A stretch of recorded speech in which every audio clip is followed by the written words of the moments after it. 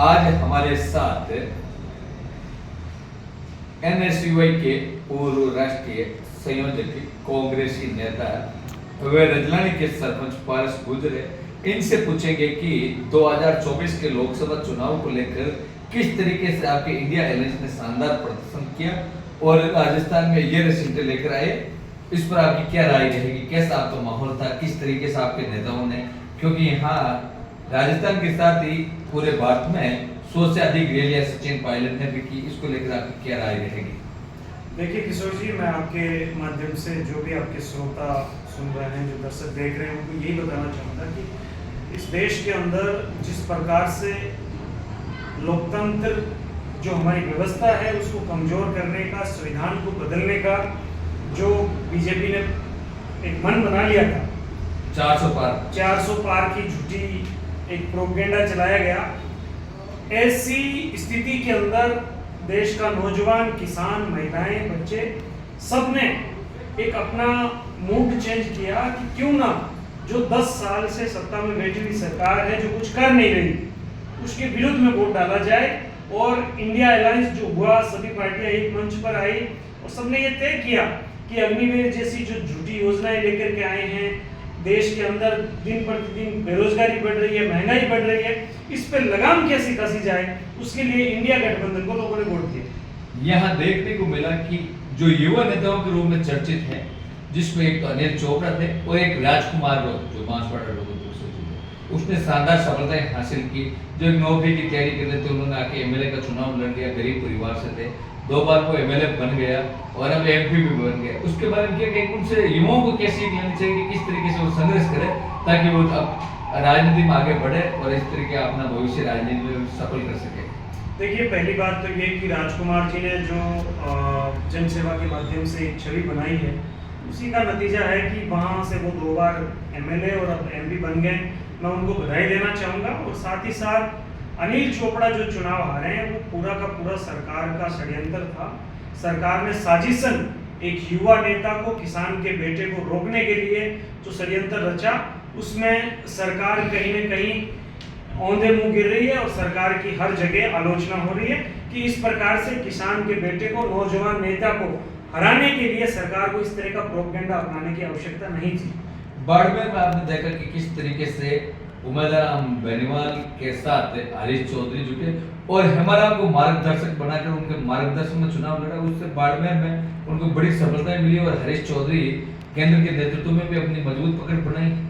जो लोग चुनाव हारे हैं, चाहे कोई भी लोकसभा क्षेत्र हो, उनको बाड़मेर के चुनाव से सीख लेने की आवश्यकता। आपने देखा उन्होंने सिर्फ बाड़मेर में एक हरीश चौधरी और उमेदवार हरीश चौधरी एक गाड़ी के ऊपर बैठे हैं और हाथ आगे बढ़ाकर उम्मीदवार आपको खींच रहे हैं, जबकि देखने को मिल रहा है कि कोई भी दूसरे नेता को काटने में आगे रहते हैं, लेकिन वो हाथ बढ़ाकर उनको आगे लाने की कोशिश कर रहे हैं। मैं यही कहना चाह रहा था कि बाड़मेर के चुनाव से तमाम लोग जो चुनाव लड़ रहे हैं, लड़वाना चाहते हैं, आगे भविष्य में लड़ना चाहते हैं, उनको इससे सीख लेनी चाहिए कि किसी भी नेता की, कार्यकर्ता की आप टांग मत खींचो, आप हाथ आगे बढ़ाओ और उसका हाथ पकड़ के उसको आगे लेके जाओ। ईश्वर ऑटोमेटिकली आपकी मदद करेगा। आप ऑटोमेटिकली आप जिस मुकाम पे जाना चाहते हो, जो आपका लक्ष्य है, वहाँ पहुँच जाओगे। आप भी हरीश चौधरी के साथ ही उमेदवार बेनीवाल से भी मिले हैं, सचिन पायलट से मिले हैं। सचिन पायलट भी एक युवाओं के काफी दिलों में रहने वाले हैं।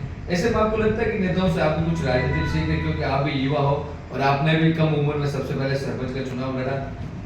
देखिए किशोर जी, मैं छात्र जीवन से ही एनएसयूआई से जुड़ गया था और तब से ही तमाम नेताओं के संपर्क में रहा हूं और अभी भी हूं। ऐसा नहीं है कि किसी पद पे आने के बाद हमने पार्टी के लिए काम करना छोड़ दिया हो, या हमारे जो मार्गदर्शक नेता हैं, चाहे सचिन पायलट जी है, चाहे तमाम दूसरे नेता हैं, उनसे संपर्क नहीं है, या उनके द्वारा कोई भी काम बताया जाता है, कोई भी हमें फील्ड सौंपा जाता है तो उसमें हम काम भी करते हैं और पार्टी के लिए दिन रात जुटे रहते हैं। और इस अवसर पर मैं ये कहना चाहूँगा कि तमाम जो नेताओं का, जो युवा नेता की जो एक राजस्थान के अंदर एक नया गठबंधन हुआ है, उसमें चाहे हरीश चौधरी जी हो, सचिन पायलट जी हो, तमाम जो नेता हैं जो एक मंच पे आकर के पार्टी को आगे बढ़ाना चाहते हैं, फ्रंट फुट पे खेल रहे हैं, ऐसे नेताओं को हमें भी मजबूती देने की आवश्यकता है। आपका भी अगले भोपालगढ़ इस बार रिजर्वेशन खत्म हो जाएगा, भोपालगढ़ से चुनाव का विचार है या कहीं प्रदेश के अन्य जो विधानसभा क्षेत्र है वहां से चुनाव लड़ेंगे? क्योंकि हरीश चौधरी के साथ ही आप सचिन पायलट के सबसे ज्यादा करीबी हैं, और सचिन पायलट की यदि राजस्थान में चले तो आपको कहीं से युवा नेता के रूप में टिकट मिल सकता है, क्योंकि उसने पिछली बार इंदिराज को भी चुनाव लड़वाया है। ऐसे कई नेता, मुकेश बाकर हो या रामनिवास गौड़िया हो, इस बार अनिल चोपड़ा को भी टिकट दिलवाया, किशनगढ़ से भी वो इस बार विकास चौधरी को टिकट दिलवाना चाहते हैं। ऐसे में आपका भी नंबर लग सकता है कहीं? देखिए, जो राजनीतिक कार्यकर्ता होते हैं सबकी महत्वाकांक्षाएं होती है, और सब लोग चाहते हैं कि किसी न किसी लोकतांत्रिक व्यवस्था में चुनाव लड़ करके और जनता की सेवा कैसे कर सकते। ऐसे में इस बात को नहीं नकार सकते कि चुनाव नहीं लड़ेंगे, चुनाव जरूर लड़ेंगे, लेकिन कहाँ से लड़ेंगे, कब लड़ेंगे, कौन सा क्षेत्र होगा, इसका निर्णय हमारे नेता करेंगे। नहीं, आप भी अलग अलग राज्य के तहत ही अलग अलग विधानसभा में जा रहे हैं, आपकी भी अलग अलग यात्राएं हो रही, हर रोज आप कहीं ना कहीं कार्यक्रम बना रहे हैं। ऐसे में आप भी क्षेत्र में फील्ड में लगातार घूमते रहते, तो आपकी कुछ जिज्ञासा होगी, आपके अलग अलग जहाँ जाते हैं स्वागत वगैरह होता है, आपकी एटीट्यूड भी अलग तरीके की होती है, आप पहले वो फेसबुक या सोशल मीडिया के माध्यम से भी अपना प्रसार करते हैं। मैं शुरू से ही जनता से जुड़ा हुआ एक सामान्य कार्यकर्ता रहा हूँ, और आज भी अपने आप को पार्टी का एक सिपाही के रूप में आगे बढ़ रहा हूँ। मुझे खुशी मिलती है कि मैं जब जनता के बीच में जाऊँ, उनके विचार सुनूं, उनके दुख दर्द को सुनूं और उनकी समस्याओं का समाधान कराऊं। इसके लिए हम अलग अलग क्षेत्र में जाते हैं, लोगों से मिलते हैं। और रही बात चुनाव की, तो ये सारा का सारा निर्णय आलाकमान का होता है, पार्टी का होता है। हम हमारे नेता के मार्गदर्शन में पार्टी को कैसे मजबूती प्रदान करें, इसके लिए काम करें। हनुमान बेनीवाल ने भी इंडिया अलायंस की और उन्होंने कहा कि मैं